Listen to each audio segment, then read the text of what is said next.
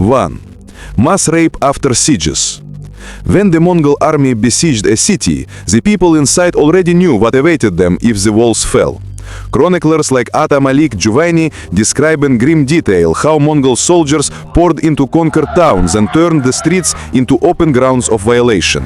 This wasn't rare, it wasn't the chaos of victory, it was expected. Once the men were slaughtered or enslaved, the women became the reward. The youngest and most beautiful were set aside.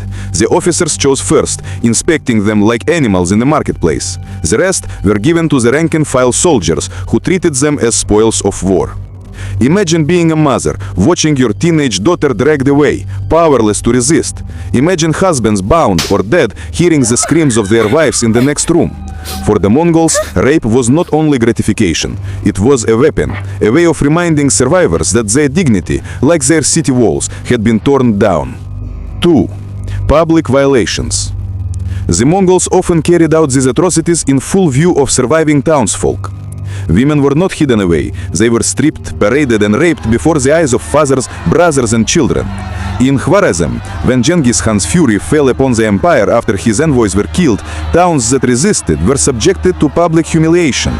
The daughters of noble officials were dragged into open squares, raped in front of the crowds, then passed around until they collapsed from exhaustion or trauma.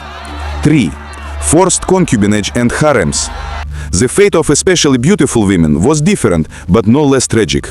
The Mongols reserved them for their princes, generals and even Genghis Khan himself. Many became concubines in Mongol harems, their marriages violently dissolved. Aristocratic daughters were particularly targeted.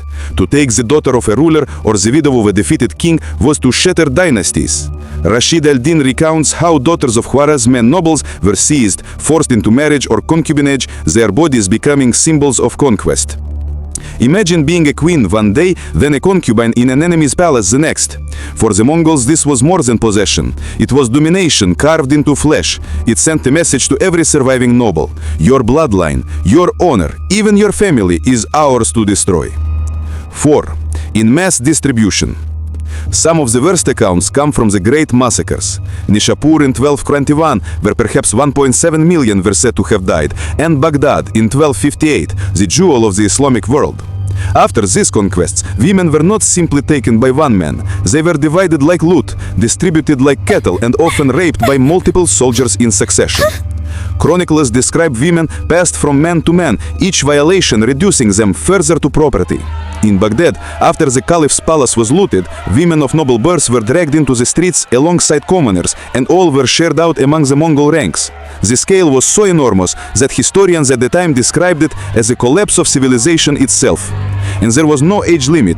Young girls were not spared. Some were barely teenagers, yet found themselves in the same line of captives as their mothers and grandmothers. The conquest spared no generation.